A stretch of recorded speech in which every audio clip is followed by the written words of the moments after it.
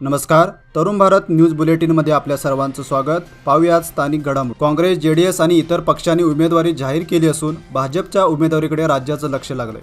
मात्र अजूनही भाजपच्या उमेदवारांसाठी नवी दिल्लीत बैठका सुरू असून काल झालेल्या वरिष्ठ स्तरावरील 3 बैठकांनंतर उमेदवारांची पहिली यादी आज जाहीर होण्याची शक्यता होती. मात्र उद्या किंवा परवा पहिली यादी जाहीर केली जाईल अशी माहिती मुख्यमंत्री बोम्मई यांनी दिल्यामुळे पुन्हा एकदा भाजपच्या उमेदवारांबाबतचा सस्पेन्स वाढला.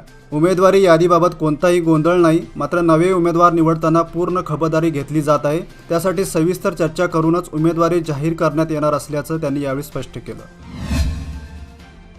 जिल्ह्यात अचानक कोरोना रुग्णांच्या संख्येत वाढ झाल्यामुळे भीतीचं वातावरण निर्माण झालंय. शनिवारी जिल्ह्यात 19 रुग्ण कोरोना पॉझिटिव्ह आढळून आले. यापैकी 15 रुग्ण निप्पाणी आणि चिक्कोडी तालुक्यातील असून 2 बेळगाव शहरातील आहेत, तर रायबाग आणि सौंदती तालुक्यात प्रत्येकी 1 रुग्णाची नोंद झाली. राज्यात शनिवारी आढळलेल्या रुग्णांच्या संख्येत बेंगलोर आणि शिमोगानंतर बेळगावचा 3रा क्रमांक होता. दरम्यान घाबरून न जाता योग्य ती खबरदारी घेण्याचं आवाहन आरोग्य खात्याकडून करण्यात आले. विधानसभा निवडणूक प्रक्रिया सुरळीत पार पाडण्यासाठी जिल्हा निवडणूक अधिकारी आणि जिल्हाधिकारी नितेश पाटील यांनी नियुक्त केलेल्या विविध नोडल अधिकाऱ्यांना त्यांच्याकडे सोपवण्यात आलेली कामे योग्य पद्धतीने पार पाडण्याच्या सूचना केल्या. जिल्हाधिकारी कार्यालयाच्या सभागृहात आज आयोजित करण्यात आलेल्या बैठकीत जिल्हाधिकाऱ्यांनी नोडल अधिकाऱ्यांकडे सोपवण्यात आलेल्या कामकाजाची माहिती घेतली. बैठकीला अप्पर जिल्हाधिकारी के.टी. शांतालाल, परशुराम दुळगुंटी, लक्ष्मण बावले, निसार अहमद, राजेश्री जैनापूर, श्रीशैल कंकणवाडी, प्रीतम नसलापुरे, रवी बांगरेप्पनवर, गुरुनाथ कडबूर यांच्यासह विविध समित्यांचे अधिकारी उपस्थित होते.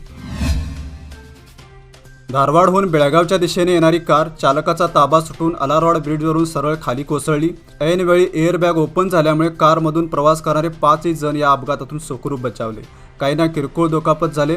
सायंकाळी 4:30च्या दरम्यान हा अपघात झाला. दरम्यान अपघाताची माहिती मिळताच पोलिसांनी घटनास्थळी भेट देऊन पाहणी केली. 15 दिवसांपूर्वी बेळगाव कृषी उत्पन्न बाजार समिती रस्त्यावर अपघात झाला होता. त्यामुळे येथील गणेश मंदिराकडे जाणाऱ्या रस्त्यावर घाई गडबडीत अशास्त्रीय पद्धतीने स्पीड ब्रेकर घालण्यात आला. दरम्यान हे स्पीड ब्रेकर वाहनधारकांसाठी त्रासदायक ठरतंय. तसेच या स्पीड ब्रेकरची उंची जास्त असल्याने 4 चाकी वाहनांच्या इंजिनला घासत असल्यामुळे वाहनांनाही धोका निर्माण झालाय. त्यामुळे रोग बरा पण इलाज नको अशी अवस्था सध्या आहे. त्यामुळे या ठिकाणी शास्त्रीय पद्धतीने स्पीड ब्रेकर घालण्याची मागणी जोर धरत आहे. विधानसभा निवडणुकीच्या पार्श्वभूमीवर तपासणी नाके उभारण्यात आले असून या नाक्यावर दररोज अनधिकृत मद्य आणि रोकड सापडत आहे. रविवारीही बुकटेआलूर व कोगनोळी नाक्यावर 14 लिटर मद्य जप्त करण्यात आलं.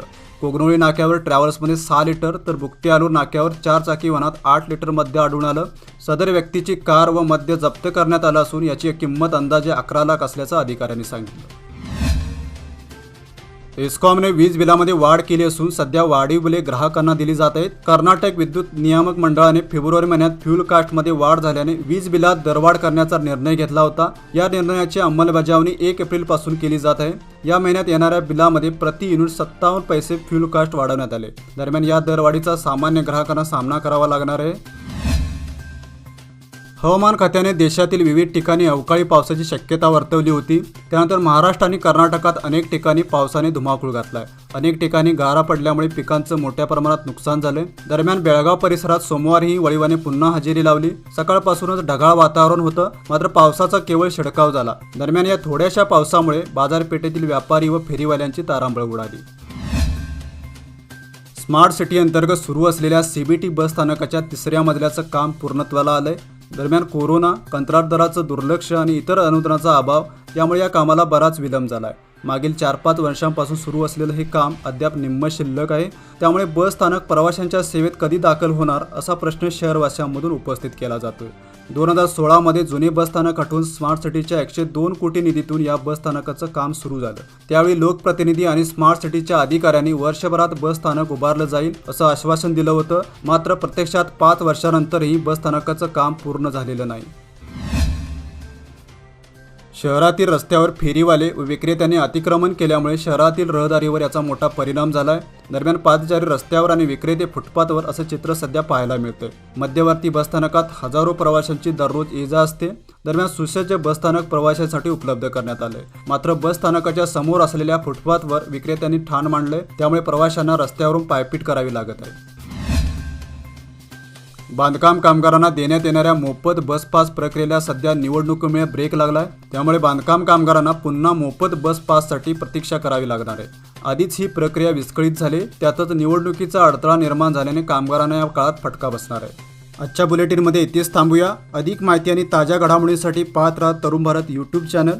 सबस्क्राईब करा, लाईक करा आणि जरूर शेअर करा. तसेच दररोज सकाळी वाचा दैनिक तरुण भारत.